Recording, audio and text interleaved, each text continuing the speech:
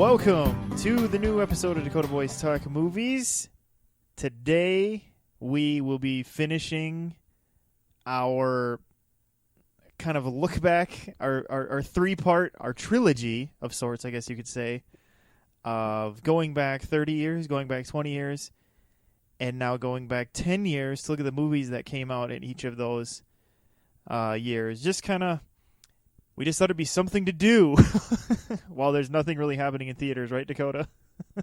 Exactly. Apparently, we're all just waiting for Tenet to come out.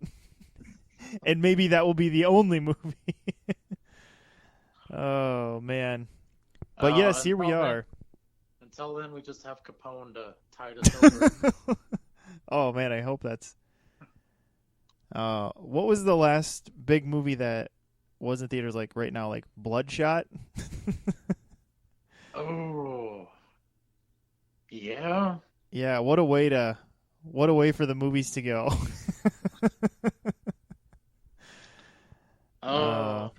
So far, I don't know.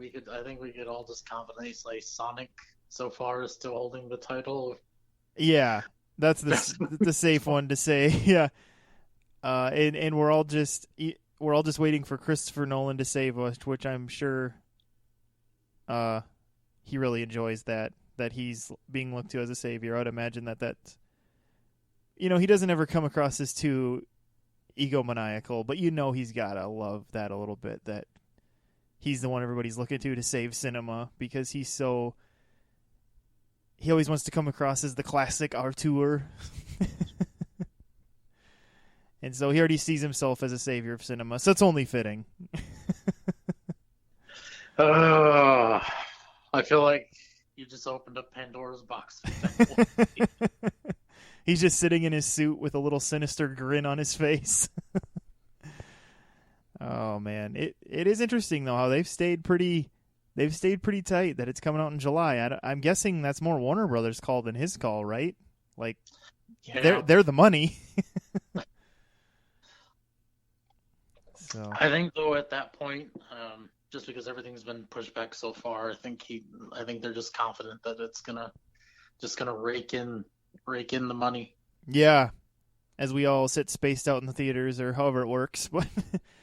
But today we are talking about 2010, which there is a Christopher Nolan movie that came out in this year actually. And so what we're gonna do is we're gonna do kind of what we did the other time. We're just gonna kind of go through, and obviously we're not gonna hit every movie because thousands of movies come out every year, and so we're just going to hit on the ones that kind of stick out, and maybe some of the ones we like that you kind of maybe forgot about even. So let's just go ahead and let's start with the big one here. Let's start with Inception. That was the Christopher Nolan movie that came out in 2010. Dakota, were you looking forward to this? No. You can show your cards, I guess. But before you kind of totally show your cards on how you feel about the movie, were you looking forward to it? I was. It just seemed like a really intriguing story.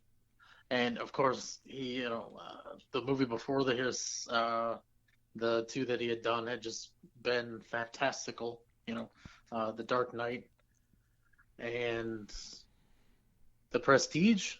Yes, that was his Between Batman movie. Yeah. But at this point, I think we had all just thought he was the next Stanley Kubrick.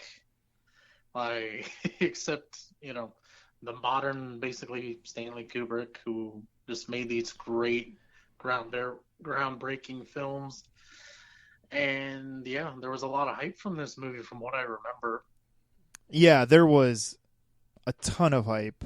Because not only was he the guy breaking records with Dark Knight, he was also just, like you said, I mean, this was, I guess you could say, the height of his power.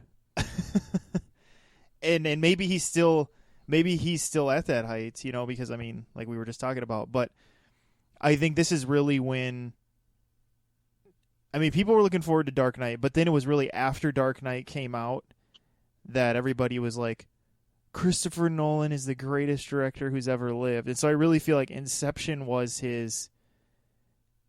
where he had to prove himself, Like, can he? Is he this guy that he's kind of maybe even presenting himself to be, kind of this new Kubrick?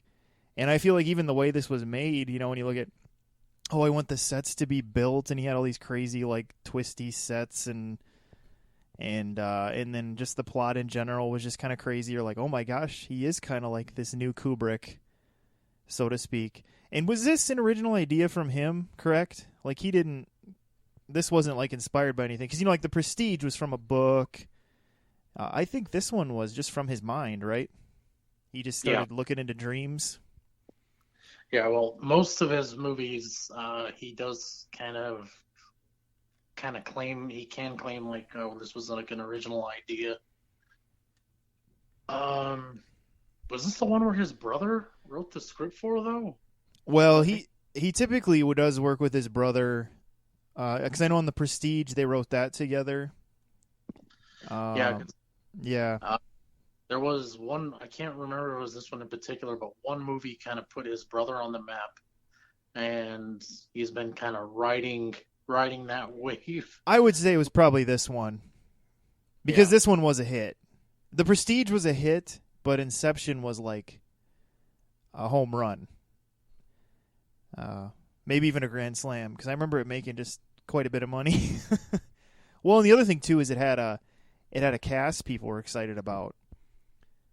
You had Leo in the lead, which people love him, and Ellen Page was riding the Juno wave, and Joseph Gordon-Levitt was kind of the sweetheart of that time. And so just those people in general, let alone just kind of the people they sprinkled in through the rest of it, like Cillian Murphy and Tom Berenger, and your Michael Caine, of course, because it's a Nolan movie. Yeah. I think it was just kind of this like, oh, the cast even got people excited, let alone anything else. Yeah. Little did we know the real trump card of the cast would end up being Tom Hardy. Yeah, he was really the ace up the sleeve. I mean, he came out of the movie just being like, oh man, he was great. He just looked like he was just having the most fun. Yeah. One could actually almost dare say he upstaged kind of the more prominent actors that were in that movie. He did, and I think it was because just the role he got to play, there wasn't so much on his shoulders, maybe, so to speak, because Ellen Page had to be like our point of view into the story. And then Leo had this whole other thing going on with his kind of issues. And so, I think Hardy was the one who was just able to kind of be the relaxed character, or the one you could just kind of like cuddle up to maybe a little bit. So, and I thought Ken Watanabe was really good in this movie too. He always gets stuck in like these kind of samurai or samurai-ish type roles. And it was kind of fun just to see him be like a businessman and still do great. So, but of course, the thing this movie is really most known for is that it's a dream within a dream within a dream within a dream, and kind of explaining itself out of that kind of paradox. But at the end of it all, Dakota, what did you think of this movie?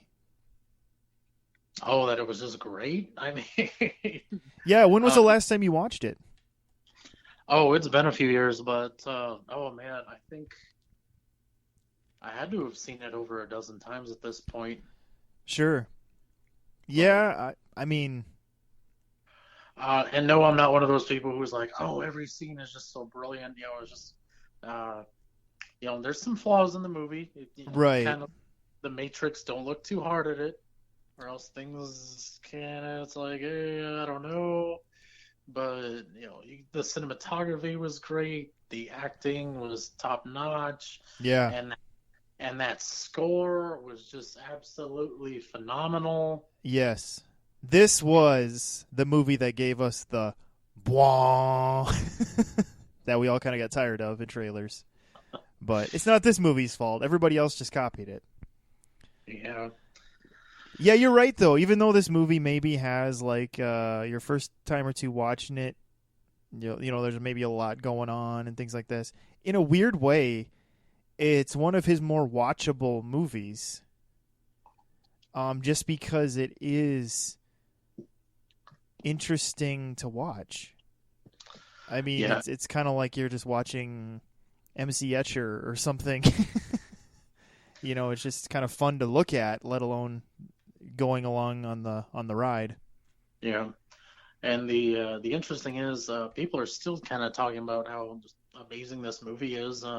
Michael Caine, though, spilled the beans last year. I remember when he said, "Oh, any scene where I'm in it, it takes place in the real world," and that's what he was told by the director. So Really? yeah, it basically tells you that yeah, he's out of he's in the real world in the very end. Which, I mean, that was kind of where I leaned, but I guess that's probably just because I'm an idealist a little bit, an Um, optimist.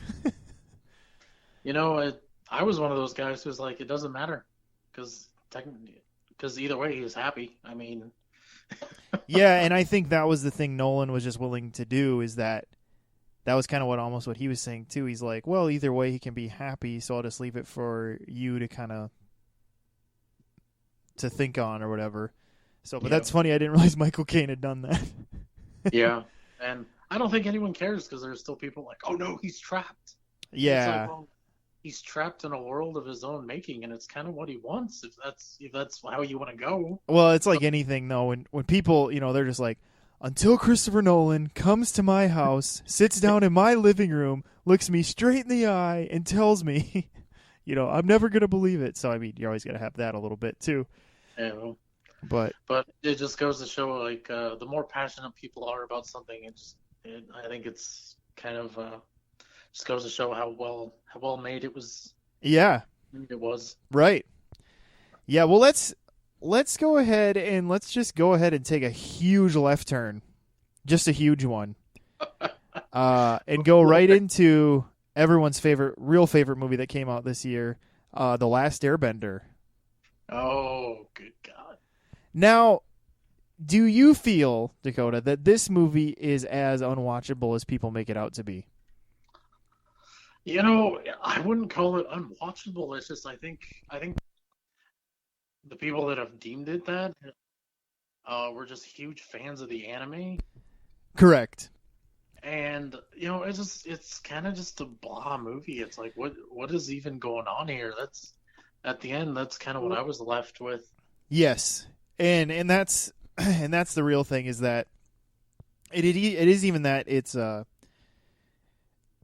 yeah, it's just like it just kind of was a movie, and that's probably the biggest atrocity of it, because of the fact that it is based on one of the more celebrated animated series. Yeah, That it just kind of was like here it is.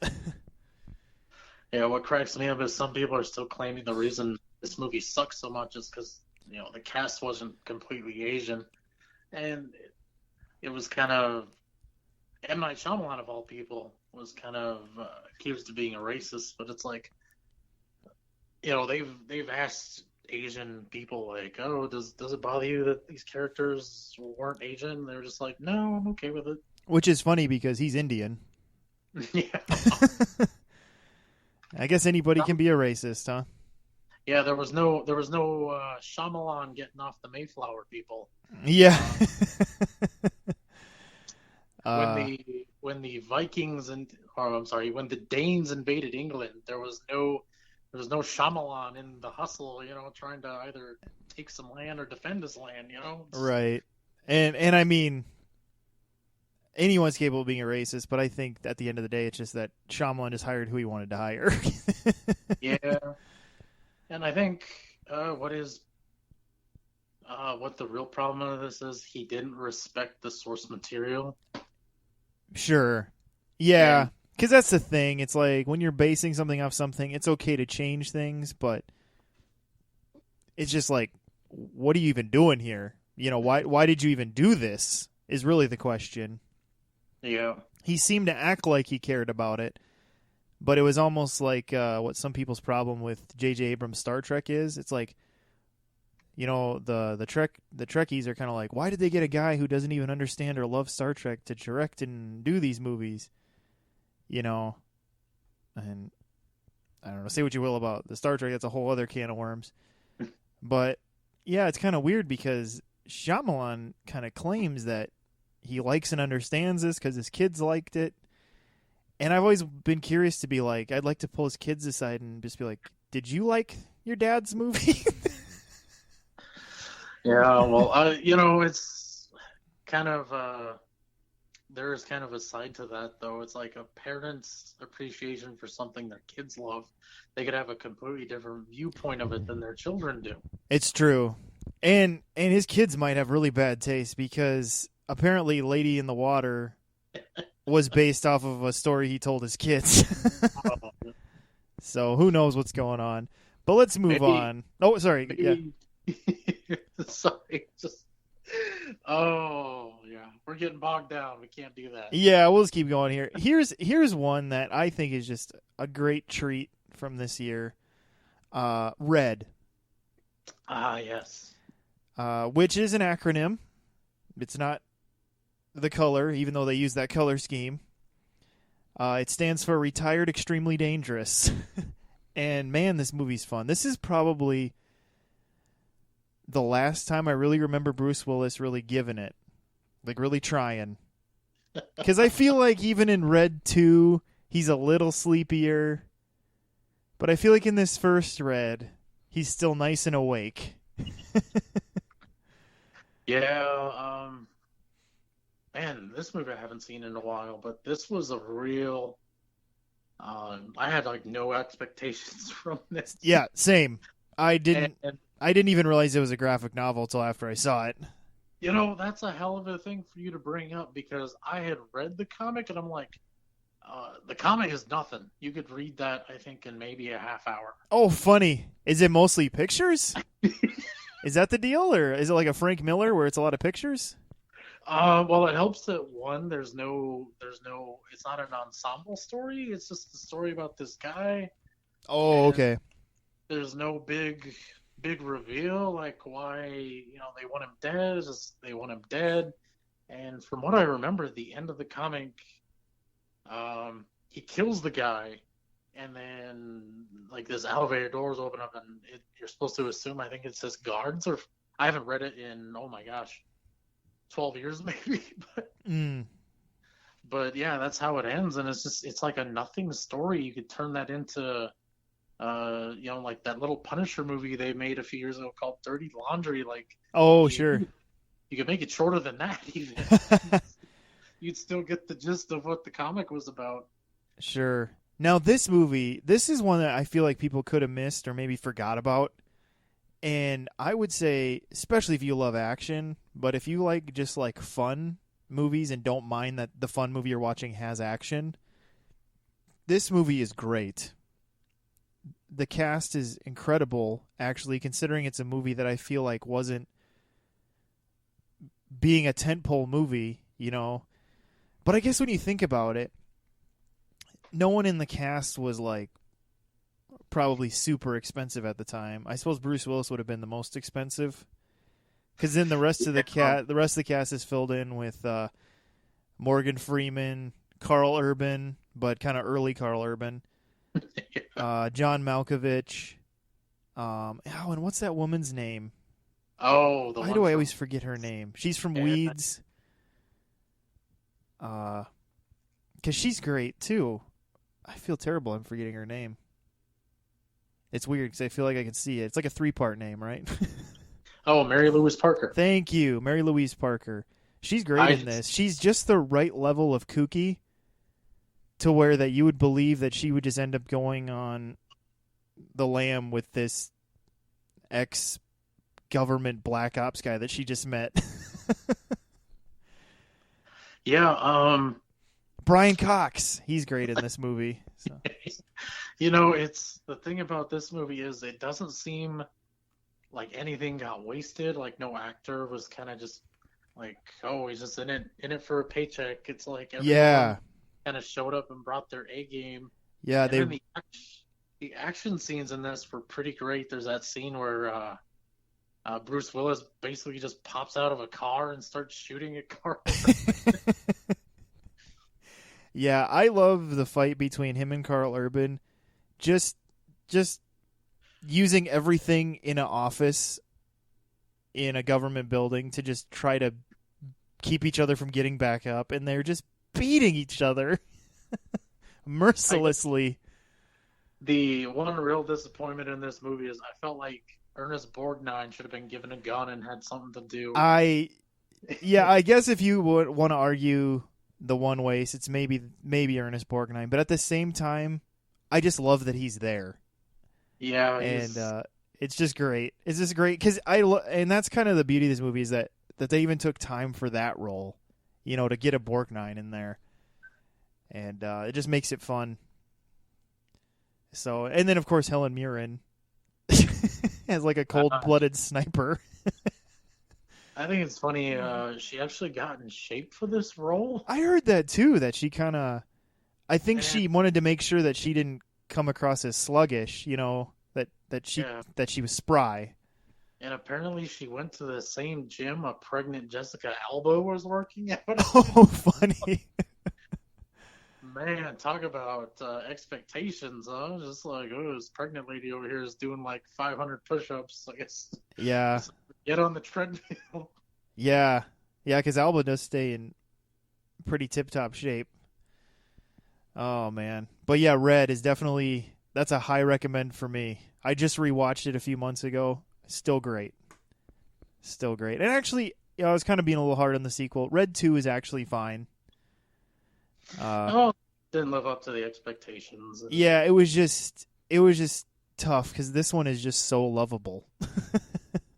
Yeah, you would think that anything Anthony Hopkins in, because he's so choosy. He's not like late stage Marlon Brando where he's like, oh, there's money. At the same time, you always hear that about Hopkins, how choosy he is. But then you're like, why did he pick this? Like some of the things he picks, like this is what you were choosy over. That's why I love that Connery just gave up trying to understand things and just decided he'd be an LXG. I just love that. Oh, yeah. Now let's go to let's stay in this category a little bit, but go to the disappointing action movie of this year, The A-Team. When you say that, so many movies spring to mind from this year. Yeah, well, it's true. Let's footnote it with this. Disappointing because it had a lot of hype behind it. And it's the funny thing is, Red isn't the only movie where it's like, oh, we're getting the crew back together to go have a swashbuckling adventure. Yeah, swashbuckling. It's not. There was a few others. Yeah, there were. Yep. Some that were supposed to start completely brand new franchises. Correct. Yeah, quite a few actually this year were supposed to be the franchise starters, including A-Team. Yeah, and they were so just lukewarm that nobody really cared. Or DO. There's a few, Dakota, that we'll get to that are basically DOA. I mean, it was like you can't even say they were like lackluster or just. I mean, it was like they were just dead on arrival. Yeah. In fact, we'll just talk about that one next. But let's hang on A-Team here for a second. I did have some expectations for this one, just because with the cast they got, I thought they were going to maybe hit that sweet spot of being just the right amount of camp, to kind of hit that 80s campness of it. And then you watch this and you're like, they just kind of made a generic action movie. Yeah, and they did get some great people to kind of not just in front of the camera, but behind the camera. Yeah. I was at the time madly in love with Smoking Aces. Oh, yeah. Sure. What a fool I was! What a fool! But I thought he was gonna be great. I'm like, oh man, they gave this guy a big budget action movie, and it's got Liam Neeson, man. Who doesn't love Liam Neeson? And yeah. That guy from The Hangover, he seems pretty cool. And yeah, the guy who was just in District 9, And I was like, oh, this movie is gonna be like the modern day Superman, where all these kind of people just came out of nowhere and in this great movie, and we love it 30 years later.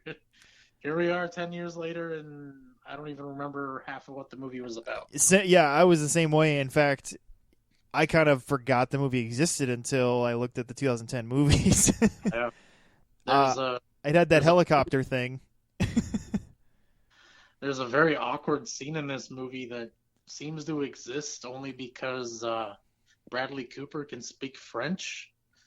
Um, just it's like, what? Would you just show up on set every day? Like, what do you guys feel like doing? It could have And been. I mean, who knows? it seems so awkward. Like the one thing that they seemed to really put a thought into was the whole tank flying out of the back of the plane part. Like Yeah, that was the only part that they really seemed to care about. and they spoiled that in the trailer. So, Yeah. but yeah, and so let's move. I'm gonna just kind of put two together because I feel like these are the two that were supposed to be real franchise starters that were more or less DOA, even though one of them for sure kind of has a little bit of a cult following. But it's The Losers and Jonah Hex. Sadly, both based on a DC Comics property. Oh man. You know, did you go to Jonah Hex in theaters? Because I know you went to The Losers, correct? Right, you went to that. No, I ended up kind of catching Jonah. I think it came out in the summer, It I was. believe. It was. They were trying to build it to be a little bit of a summer movie. You know, like, oh, we got Megan Fox and Josh Brolin's playing a comic book hero or kinda hero, but Yeah, I remember. Oh God, what's his name? John Malkovich was in this too. oh yeah, he was. Everyone was hyping up. Oh man, he's gonna be such a cool villain, and I was just like, I don't know. It seems like they kind of bastardized Jonah Hex a little bit in this. And then when I saw it, I was like, yeah, it is what I thought it was. Because I think I eventually watched it on Showtime. Okay, yeah, and I never did watch Jonah Hex. I just really couldn't even stomach. I knew I wouldn't be able to stomach it just based on the trailer. I was like, I'm not going to waste my time. Yeah, that's the thing. It had a League of Extraordinary Gentlemen vibe to it that you know, um, I didn't But think see that that should have worked on me though, because I'm a League of Extraordinary Gentlemen apologist. I still proselytize that movie. Well, So that's the thing. They went half in to something like that, and it's like if you go a little bit in, why don't you just go all the way? that's true. Just embrace the absurdity. Don't Like just League of don't just dip that Extraordinary toe, man. Just jump in. Don't just dip your toes in the water. Sean Connery's in there. Come in, the water's fine. Now the losers. Oh, the losers. Did you like that at the time? Like I have this Um, vague memory that you kind of liked this movie, or am I crazy? well, here's the problem. I really like the comic, and Maybe that's what I I'm thinking. no, because I had the movie poster in my hanging up somewhere. Oh, okay. The movie poster was like a direct recreation of one of the comic book covers, and I thought it was a cool one. It's the one where all the guys are kind of standing in a circle looking down, and they're all holding guns except for Chris Evans' character. Oh, Holding a right. walkie-talkie. Yeah. And I had reservations, but the trailer just made it look like this was gonna be an action-packed thrill ride, kind of like the A-Team. And I was like, oh man, I really do like Jeffrey Dean Morgan. And of course, I think this was Idris Elba's like first big film debut, and I'm like, it was like finally about time. And I just really wanted to like it, but it's just, oh man, I don't know. It seemed lacking. Like, once again, it was, they didn't go all in to the craziness. They just, maybe this is the movie Joe Carnahan should have directed. Yeah. Yeah, interesting. Yeah, what if he would have done the losers instead of A-Team? That would have been interesting. You gotta wonder, the studio, when they had the losers like on their list of movies they wanted to make, you'd think he would have been a director on the short list just because of like having smoking aces and things under his belt. Yeah, because it was an ensemble movie, which there was a couple characters that I felt they were just kind of there, like they never really expanded on them. And I think Chris Evans' character was they purposely made him funny to just kind of make up for the fact that he was a worthless character. And yeah, it's just I don't know. I really wanted to like it, but yeah, it just fell short of my expectations. And I if when it was on FX, I would watch it. Yeah, and this But was kind of an early Zoe Saldana movie too, where she yeah, was in the top part of the cast anyway. She kind of showed up in Pirates of the Caribbean and kind of things like that. And I guess by this point she had a bigger role in Drumline, which was actually kind of a decent hit when it came out in the early 2000s. yeah, But this was kind of when she kind of started to shift gears, I feel, into kind of more being in action movies. yeah, because she was in Vantage Point, which really good movie. I don't think we ever talked about it though. No, and it is a good movie. You're right. And Yeah. she plays a reporter. I think she's in it for like maybe 4 minutes. I honestly forgot she's in it, and I think you're right. It's because she does have kind of like a uh, supporting role, I guess, so to speak. But I'm gonna kind of shift again. We're gonna go back here. We're gonna go into the family world a little bit. Ooh, Tangled came out this year. This is, I think, still the highest budget Disney animated movie because of the fact that they had to rebrand it, really kind of redo it and rebrand it and all these things. huh? I didn't. I guess I've never heard that the budget for it was so huge. Yeah, it was, oh god, over 150 million, I think. Holy cow! Because I know I had seen an early teaser at a different movie like a year before, and it was just going to be called Rapunzel and have more of the focus on Rapunzel. And I don't even think Flynn Rider was really as big of a deal. And then Princess and the Frog didn't do as well as they hoped. And so they decided they needed to make it a little more centric on Flynn Rider because of Princess and the Frog's maybe lack of success or what they were hoping it would kind of hit. And so, yeah, it actually kind of got rebranded, and they had to redo things and change the name to Tangled and all this stuff. And I think they made a really strong movie at the end of the day. I think this is better than Frozen, but that's just my opinion. But Now that you've completely riled everyone up, yeah, maybe not as many as you think. I'm gonna just come out and say this right now. I've seen this movie, and I have no recollection of half of it. My I will give the movie this. There is one scene that was just so absolutely perfect that it kind of blows away a lot of Disney movies, as a scene where she breaks out into song and Flynn Rider's just like, what is she doing? And that I thought was just great, but the rest of the film I really is just kind of lost on me. Sure. Well, and yeah, you're not really I suppose, the princess Disney animated movie target either. So, And you know something? I'm okay with that. yeah, I mean, well, you should be. Let's go over to Scott Pilgrim versus the World. Oh, right. Now you're speaking my language. Kind of I don't know. This movie kind of had everybody, but it kind of had everybody before they were huge, like Brie Larson and Chris Evans, and Brandon Routh was. I don't. Maybe the biggest he'll ever be was Superman Returns, though. I don't know. But it just kind of had. This was an Edgar Wright movie that it seems like people love more now than happened at the time.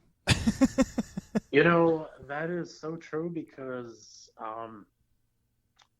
man, I went to see this 3 times in theaters. Really? Yeah, and it was mostly to drag people to because I want to say it came out during the fall or winter. I want to say maybe more fall, but yeah, it was like a really slow movie season, and me and some friends be sitting around like, oh, what do you want to do? It's like, well, I don't want to just sit here. Let's go do something. So I ended up dragging them to the theater to see it. And I think all except for one person didn't like it, and she was like, the part where the guy broke out in the song, I just like, what the hell was that? And Yeah. I was just like, yeah, I don't know, but most of the movie was pretty great. Visually, I thought it was just perfect. Edgar Wright's never really made a movie that's looked bad. All his movies have a very distinct visual look that's always interesting to look at. I still would be curious what his Ant-Man would look like if he would have continued on that path of making Ant-Man. Yeah, Just have been interesting, just because he has such a different eye than a lot of directors do. yeah. And this was probably the movie that people really started to take real more notice of that. But I feel like just kind of the premise and trailers for this movie, people were probably like, "What is even going on? This guy is fighting boyfriends, but in video game style." And I think it just was so confusing that people didn't know what to do with it. I mean, that's always going to be the gamble when you're doing something like this, where it was adapted from a comic book, and he was so in love with the kind of what they were doing that in certain scenes, he did try to mimic what was going on in the comic. Oh, okay. Yeah, but I remember the soundtrack for this movie being really popular with people too. Yeah. This, this is back when people were still buying CDs. I remember coming across a few in my friend zone, and I was like, "Well, that's cool." Yeah, you're right. This did have a the soundtrack was did really well on that one. Probably the last time Brie Larson ever sang on camera, like for a movie TV Yeah, show. I always forget that she kind of had like a music career. That she kind of did that she was a pop singer for a while. Now she's just kind of known as this, Academy Award winning actress who's Captain Marvel and stuff, and you kind of forget that she was like a Hannah Montana for a while. Yes, the great value version of Hannah Montana, but Although I moving on. guess Zendaya was the same way too. I mean, she was a Disney star that had a singing career and did dancing, and so it's the way it goes, I guess. You got to start somewhere. Let's see here. The Town. Yes, I was wondering when we were getting to this. I have mixed feelings about this movie. It I it's Okay. good and then kind of ends up being a letdown by the end. That's all. That's what I'll say. Oh, well, please, Stephen, do explain. I just don't. It just kind of. I feel like I got bogged down in being too much of the love story by the end. That I just kind of lost it. It just felt like the intensity got lost, like the tension got lost.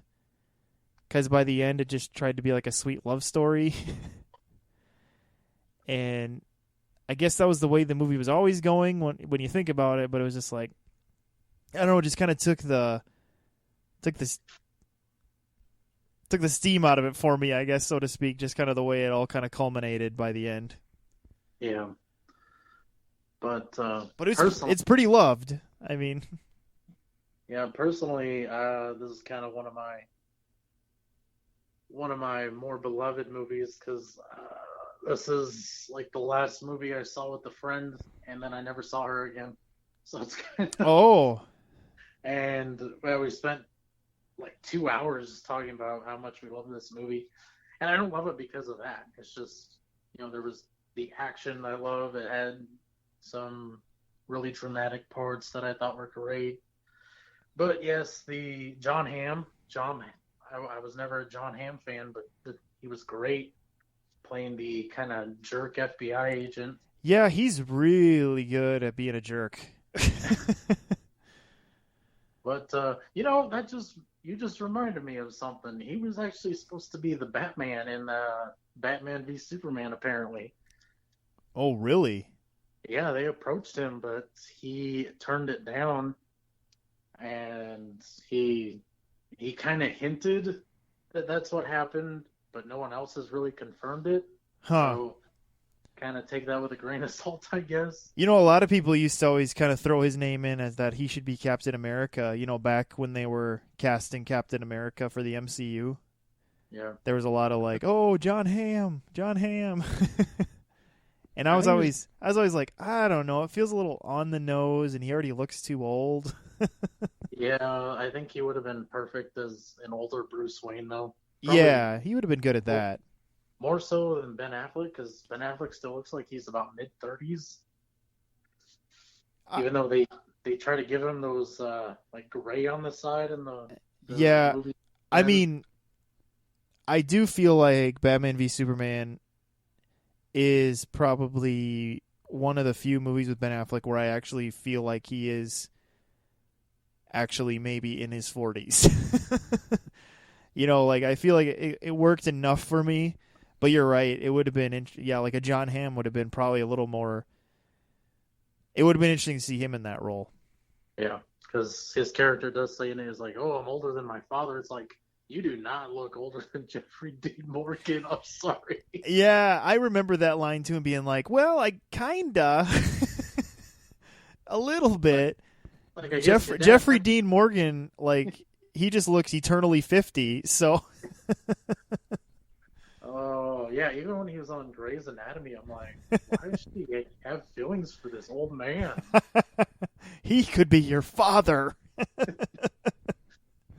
But it's like he's got some city miles on him. 'Cause, in- interestingly enough, he's actually not that much older than Jensen Ackles, who plays his son on Supernatural. Yeah, he probably isn't, I suppose. I think he's like 8 or 9 years older. Kind of a Connery Ford thing, huh? Like in Last Crusade, where they were only like 10 or 12 years apart. Yeah. Oh man. Well, to move on here, Tron Legacy. Oh. Were you excited? Okay. Were you excited for this one? Um. Yeah, and that's mostly because I had never seen the first one, Oh, okay. so I was living under this delusion that the first one was some sort of great film. It's not. I don't think it is. The first one was one of those where it's like, yeah, maybe like, especially watching it now, it doesn't really quite play the same as it probably would have. Um, there's a reference to it in The Simpsons where Homer gets lost in this alternate dimension, and he's like, oh, it kind of looks like that movie Tron. Did anyone ever see Tron? And then it pans to every single member in the room, and they're like, no, no, no. They get to Chief Wiggum, and he's like, yeah. And he's like, oh, I mean, no. That basically encapsulates where Tron is on like the social hierarchy of movies. Yeah. It's like people have seen it. Does anyone really like it though? Anyone? And of course, they're still talking about making a sequel to this day. Like that director is like, oh, maybe. Yeah, it's kind of hard to know where Tron is now with everything. I actually don't mind this movie. I feel like there were things going on. There was a story to tell. I think the concept is interesting, but I don't know if another one would work. I just think it's probably good to just let it go and let the people who love it, and just let it be done. Is probably a better way to go. Yeah, I remember Cillian Murphy has a very brief appearance in this, playing some corporate executive, and he was hired strictly because in the third one he was meant to be like the actual main villain. Oh, So, okay, that makes sense. so Sure. I'll never. That's if anyone's ever watched this movie, hey, like that's Cillian Murphy. Yeah, Well, that's why he was in that movie. So in the third one, he would have been the big bad. I do. Yeah, I did know that Kaczynski had plans to make another one. That Joseph Kaczynski who did this one. But then Oblivion didn't do very well, which he got money for his original concept with Tom Cruise. And then I don't know what he's up to now. That director, has he done anything since Oblivion? Oh, I would have to look, I'm but sure he has, but it's just a matter of you yeah, know anything of note, I guess. Yeah. So Tron, I always just found it interesting that Tron, especially the original, I'm still just fascinating that Disney financed and made that. Because really, that's probably the most fascinating thing to it about me too. Is like, man, it's interesting that Disney got behind that, but Disney, I think they were still trying to like follow that Walt legacy, like Walt the man, of just like let's break new ground, And I think they felt like Tron was going to be like this next groundbreaker, which yeah. it it wasn't. It wasn't. And the thing is, some people look at the original Tron and they try to put it on like that same pedestal the Matrix is on, and it's like, no, no, Yeah, it'd be hard to no. put those on the same pedestal, and partially too because they were both doing two different things. Matrix is really more philosophy, and Tron really is technology. And so I mean there is a little bit of difference just there, but let's go into the spooky stuff. Insidious. The first Insidious came out in 2010, Yes. where the house isn't haunted, the kid is. That was, I remember, the big tagline. It's not the house that's haunted. Yeah. It's funny you bring this up because I just saw this movie not too long ago. Yeah, I actually like the Insidious franchise. I feel like it's a pretty strong. It's a consistent franchise. Let's put it that way. Yeah, I just and personally, I think the first one is probably the best of them. Sure, pretty typical. Yeah, Yeah. and I think the scariest part, of all these movies together is in that first one too, and it's where they're sitting at the table and they're talking, and then there's that shot where the demon is behind the lady and you can barely see its face. Oh yeah. I also Yeah, hate it too when Patrick Wilson's in that whatever it's called, the Nowhere or whatever, and it's dark, and then all of a sudden he's just like face to face with that creepy old guy. That was always. I always thought that was a pretty good jump scare. yeah, Uh, but I yeah. mean, this was. I mean, this is definitely a strong movie. You can see why it became a franchise. Even if the other ones aren't as good, I do feel like they do stay pretty consistent, though, in terms of they don't quite just take the dive that a lot of horror sequels do.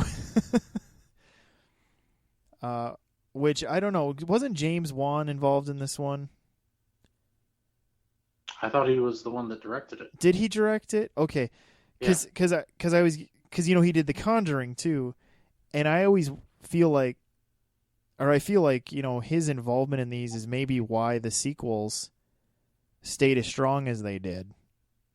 It's just because you had someone involved who is a decent director. Even if he was just producing later. yeah. From what Yeah. I remember too, he was kind of getting advice from what's the filmmaker he always worked with, the one from Saw? Oh, Lee Winnell. Yeah, Yeah, Lee uh, Winnell's in Insidious. yeah. But Yeah. he's I think he's a pretty good uh, writer slash director. He As yeah, an he's actor, he's okay. really carved himself into a pretty good director. Yeah, Upgrade is great.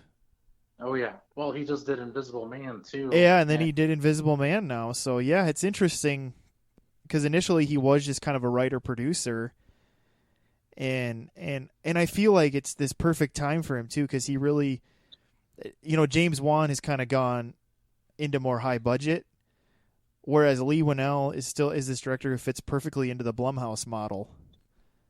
oh He's yeah, he's okay doing the kind of smaller movies and still getting a lot out of a small budget. So yeah, it's just kind of it. Those two guys, I've watched them ever since because the first Saw. If you listen to our whole 100 favorite movies, it's on my list. I just feel that first Saw. I mean, you really saw that those guys they were going somewhere. That was a pretty good freshman movie. yeah. I mean, it wasn't that long ago, but it feels like they've come, clear across the galaxy. they've both done interesting things, but in different ways. And then at times they still team up, so it's kind of cool. They've kept their friendship Yeah. even as they've both kind of done different things. So, but yeah, let's see. There's another one I was gonna bring up. Oh, did you ever see Frozen? It's three friends who get stuck on Oh, a ski lift, like a chair lift. yeah. I believe that's the one that has, ironically enough, Iceman from the X-Men movies in It it. does. Iceman's in this. Yes. I I Oh, always thought this was a decent little, what do they call those? Well, it's kind of like Saw, where most of it's kind of in the one room, but on this one, it's all of it's just on this ski lift or on this chair. yeah.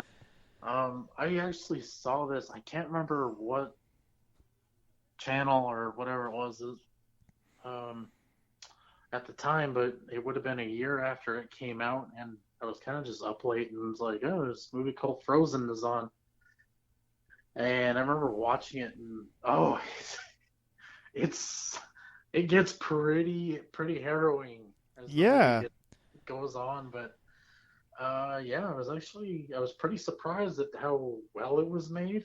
right. And it's one of those where, yeah, I mean, it's not the greatest movie ever made, but I found myself, you want to keep watching. That's what I was kind of surprised by. I was like, you get really invested in it, and it gets pretty intense in parts. Yeah. Um, it was a very pleasant surprise. I remember at the time I was kind of tired and I was like, yeah, I might fall asleep to this movie, but stuck with it to the end. I was like, wow, that was so much better than what I thought it was gonna I think that's about how I was when I watched it. It was like I watched it late. Yeah, and it was kind of like, well, see if I make it, and then yeah, you watch the whole thing and you're wide awake. be. Yeah. um, well, there's a couple here that we probably have to bring up. The Uh, duds. Every year has duds. well, no, I mean, I don't know if we ever really have much to say about them. We've talked about them in the past, but they were like bigger movies this year. 127 hours. Oh, okay. That was a pretty big movie that came out this year. Did we Uh, talk about this one before? I don't know, I feel like we have. Maybe not. Maybe we haven't talked about that one. Um, this was also a pleasant surprise, but I don't know. I felt like it was kind of overhyped. Yeah, I was super hyped. Well, between Franco and Danny Boyle being the director, it just kind of was like, yeah, it just was like built into like that was gonna be like this huge, greatest movie ever type kind of hype. So, and it's fine. I mean, it's another one of those where it is kind of amazing they made a whole movie out of a guy getting his arm caught. Oh, well, it was based off a true story. But I mean, yeah, and that's the thing where then you realize a lot of it's based off of the real story of this guy because he was able to film himself through the thing, and you're like, oh my gosh, that's kind of almost more what makes the movie work is just how true it is. And so yeah, and then the other one would be Social Network, which we talked about quite a bit on the 100 because you had that on your list. you know something? We didn't talk about this, but there was a typographical error on my. But You went for it, man. You really sold that you loved that movie. Oh, well, I think it's I just think it's incredible considering I had absolutely no expectations for it, and um, once again, it was so well shot, and it's kind of almost in a way like a morality tale as long as being a history lesson. This how Facebook got started, but Yeah, uh, it really is. and Yeah. once again, if you're a fan of big kind of movie scores, this one was one to remember. It's funny Um, because I don't remember it. I probably if I heard oh, it, I would. Steven, you Philistine, how Well, dare you? part of it is I only watched the movie once, and I'm like, "Nah, I don't need to Oh, see that again." yeah. Anyway, this movie is on my top 100 movie list, and it shouldn't be. It should be Gone Girl. Um, yeah. Once again, typographical error on my part. I feel like maybe we should just record that whole list. We'll do. We're gonna do the whole 4 hours again. Yep. Uh, let's see. We had the remake of Clash of the Titans came out in 2010. Not a very good movie. Oh God! Then you had a Did you just say pretty good? no, Oh, no, I didn't. I don't know what I said actually, but I did. If I said pretty good, I didn't mean to because it isn't. once again, my God, was this like the beginning of the end for Liam Neeson? Because this was one of his movies too. Yeah, and it was probably more or less the end for Louis Leterrier. Oh no, it wasn't because he had Now You See Me after this, which he claims they're still making a third one. So Oh there God. you go. Well, what did he do recently? It was something on Netflix. Oh golly, you're right. Mostly, I remember it because someone asked him about, oh, well, you made the Incredible Hulk, and he was like, he just kind of weary his eyes and is like, yes, I made that movie. Yeah, I don't remember. You're right though. There was something that he did do for Netflix, or it's on Netflix or whatever. Oh, am I thinking the Dark Crystal, the prequel that Yes, came the out? those that limited series or whatever they did. Yeah, he was the director of all of them. I think all 8 parts. Yeah, which doesn't seem like something he would do, but he did a great job. I actually really liked that show. He kind of he's one though that doesn't mind dabbling in the fantastical though, and I mean that's and he wouldn't be scared of special effects either, which that would take a lot of movie. There's a lot of camera tricks when you're working with puppets and stuff, so he wouldn't be scared of that either, I suppose. So Yeah. yeah. But then two big franchises started this year in the family world: Despicable Me and How to Train Your Dragon.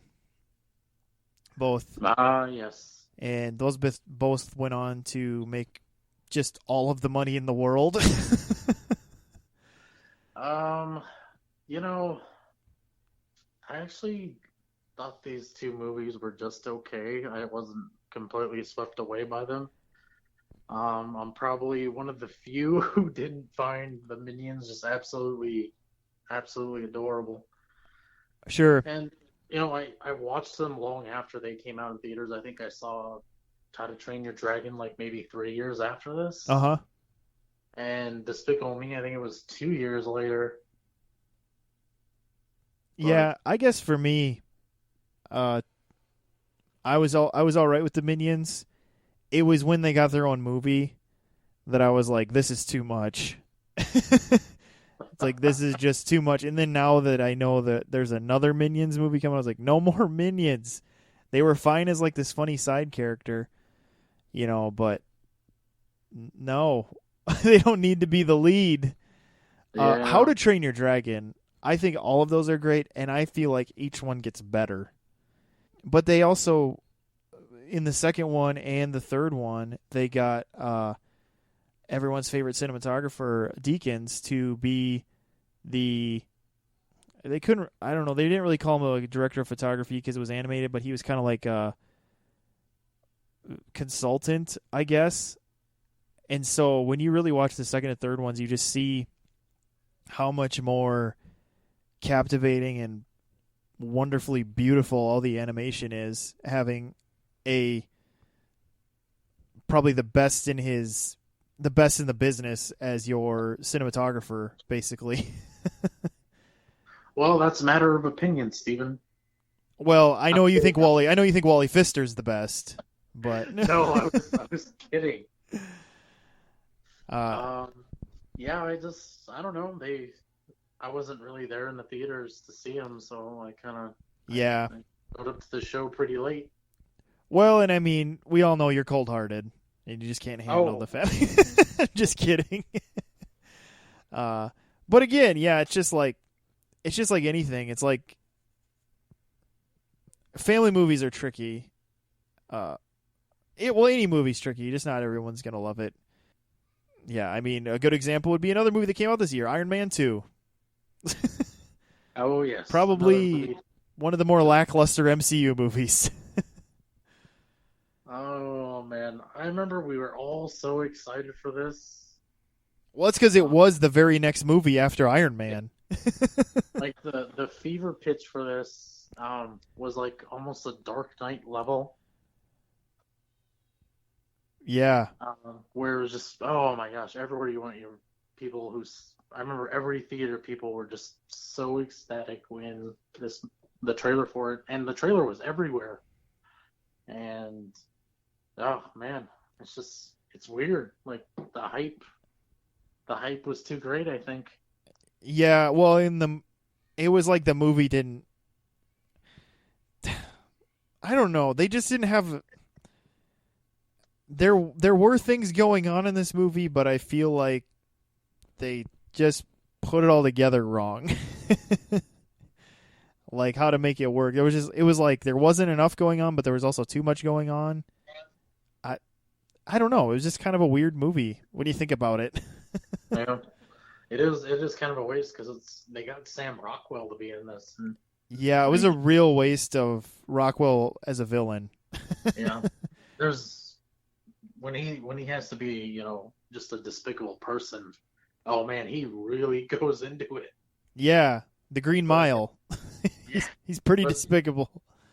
but in this, he's just like a whiny nerd, and it's like oh, I didn't.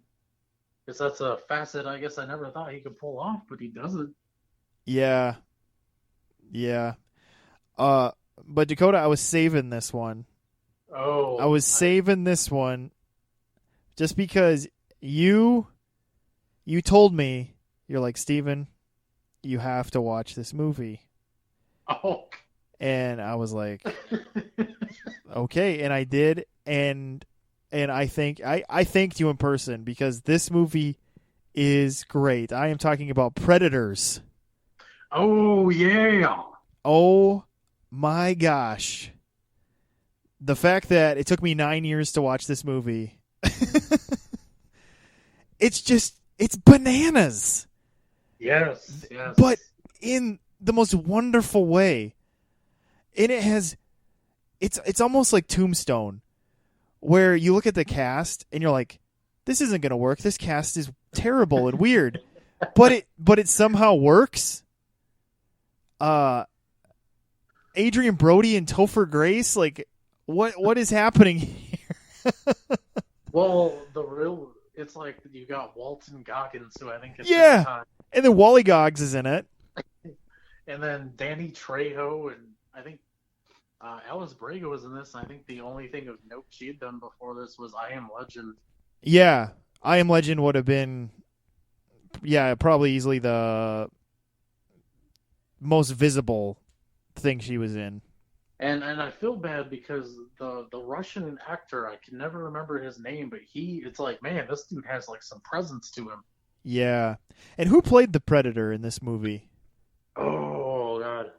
Is it the same one who played the Predator in the new one, The Predator, or was it a different I guy in this one? can't remember. Sorry. Well, and Um, spoiler alert, based on the title, there's more than one Predator in this. the I can't think of his name right now, but the guy they refer to him as the original Predator, the one that's uh, the little one, if you want to, what they refer to him as. Um, he was actually done by the same guy who was Swamp Thing in that new show that came out not too long ago. Oh, really? Yeah. Okay. So, very physically imposing guy, Yeah. but yeah, uh, apparently he works best covered under like 1,000 pounds of makeup. Apparently. Yeah. But this movie, I mean, to put the cards out there, it's obviously extremely violent. But Yes. it opens up the Predator world a lot. Uh, just in getting to see more about their culture and just the way they kind of brought you into the story in this being on another planet and things like that. It was just, I don't know, the whole premise and the way they played it all out is just, it's a great action movie. And gal, is Robert Rodriguez, he just produced this, correct? Didn't he just produce it? Yeah, and I think I can't remember who wrote it, but he was kind of there on set as a guiding hand for the director. Okay. Yeah. Trying to think here, and because he's in love, he was in love with the original Predator, like most normal people. Right. Yeah, and that's the thing. I think you just feel this just feels like a new story, but also a love letter to the first one. It's almost what I think people thought The Predator was going to be Oh, because of Shane Black being involved. But I would just tell people, just watch this one. I mean, and you'll be you good. know what what sucks though is this movie was so under the radar. I think with people Right. like even like you with fans of the original one, I think they kind of just dismissed this, and Yeah, I'm blaming that on the Alien versus Predator franchise that kind of just imploded. you're And right. it's not. Because for me, it was twofold. I had really just lost all taste and respect for Robert Rodriguez, and AVP just kind of burned me out. The Yeah. both Alien versus Predator just kind of burned me out, and I'm just like, I can't do this. Between Robert Rodriguez disappointing me too many times and the Alien versus Predators, I'm like, I'm out. And then you just kind of forget it happened, and I think a lot of people did. So yeah, I think what are our two big ones we're reminding people of? I would say so far, Red and Predators would be two that either maybe forgot about them or you never watched them, and they're both really good. Yeah. As long I, as you're okay with the genres they're in. I mean, obviously Predators is not everybody's cup of tea. yeah. Like if you were taking out a girl who's like she loved the Notebook, I'd be like, don't Yeah. take her to see Predators. Right. Or the most hardcore movie she's ever seen is like The Avengers or something. I'm basically thinking of my wife. My wife would hate this movie. She wouldn't even watch the first 5 minutes of this movie. It'd just be too much. Yeah. So, And it's funny too because oh man, this movie's set up in a way where you're kind of like Robert Rodriguez did with Battle Angel Alita. There's so many sequel ideas. Like if you just look, they're just ideas littered all over this movie, and it just didn't do well enough that we're probably never gonna see anything related to this movie in another movie at all. hmm. Let's see. There was a couple others I wanted to bring up here. Let me just look over. Oh, here's one. Here's kind of a under the radar one I wanted to bring up too. It was a Mel Gibson starring movie called Edge of Darkness. Oh, Solid little action movie where he basically goes on revenge for the murder of his daughter. With a supporting performance by Ray Winstone. Ray Winstone in this movie also. is this the one where it's kind of implied, No, but not directly implied that no, this he's? isn't the fake sequel to Payback. Is that what you're No, thinking of? Oh, I was one of the movies he was in. It's kind of implied that he was his character from the Lethal Weapon movies because he's living in a trailer and it's kind of implied that he has like a military background and he was he involved in all this stuff. But no, because there is a little bit newer than this even movie that he did that's called, what is it called? Bloodfather? Where I think that's the movie you're thinking of, where he Okay. lives in a trailer, and it's kind of it. If you watch the trailers for Edge of Darkness and Bloodfather, they feel really similar, but they're quite a bit different when you actually watch Yeah, them. this one I actually skipped. It's just it felt like, another movie where they were trying to cash in on the people who were fans of Taken. Yeah, and that I think that's what kind of hurt the movie. It felt people thought it felt too much like Taken slash. People were still trying to decide if they liked Mel Gibson again. But Martin Campbell actually directed Edge of Darkness, Oh, really? which I think helps. Uh, and God, I think it was written by like William Monahan, which maybe doesn't mean much to a lot of people, but he's written things of note. I'll just put it that way. Like he worked on like The Departed, um, things like that. He had helped with the screenplay of. Yeah, Martin Campbell though, I've pretty much almost loved everything he's done. Yeah, and so I mean, it's not a mind blowing movie, but it's definitely I think worth a watch if you're into that type of movie. And then another one that I had. Let me see if I can. I gotta look over. Man, I was thinking there was another one I was thinking of. Oh, an animated one that came out this year. Batman Under the Red Hood, Oh, which yes. is an excellent DC animated movie. Probably one of the best, if not the best. Yeah. I know I brought up Jensen Ackles' name earlier. He did the voice of the Red Hood in this, and I know. Oh, I don't know if this is actually true or not, but supposedly he's lobbied like people at Warner Brothers, like, hey, if you guys ever need a Red Hood, I'm available. That's great.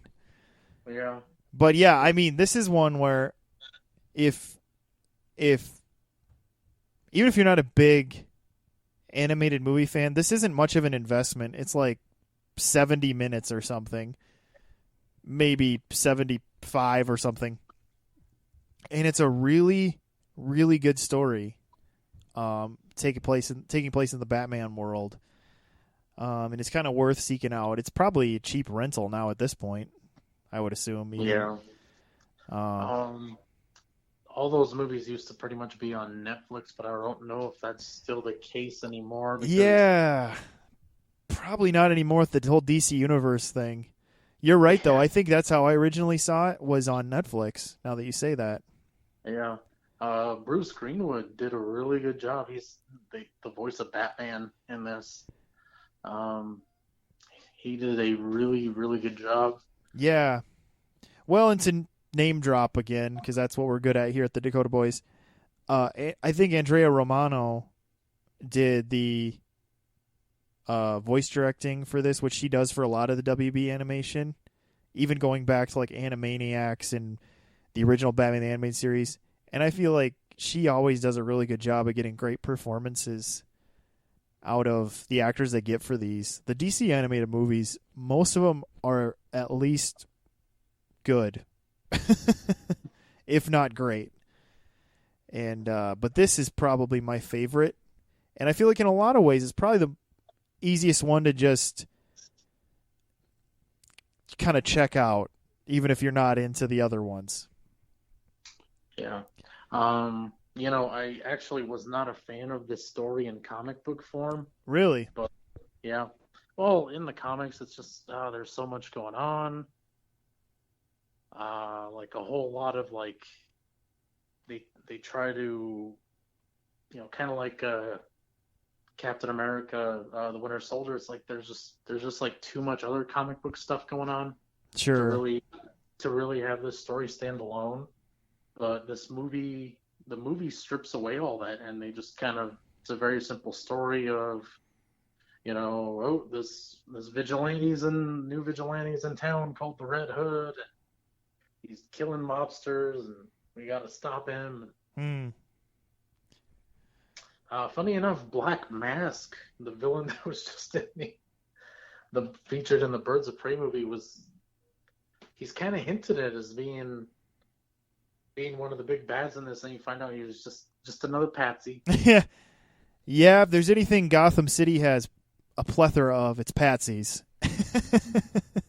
And John DiMaggio is the Joker in this. Yeah, Yeah, he did a good job. I mean, the great well, voice actor John DiMaggio. Yeah, yeah, but yeah, did a great job. yeah, yeah. He did. That's a good one to check out. I think we'll kind of pull it together now. There were other things came out this year, but things like Toy Story 3. I mean, everybody kind of has their thoughts on that, and it's mostly loved. And there was the crappy Robin Hood with Russell Crowe. Things like that came out this year.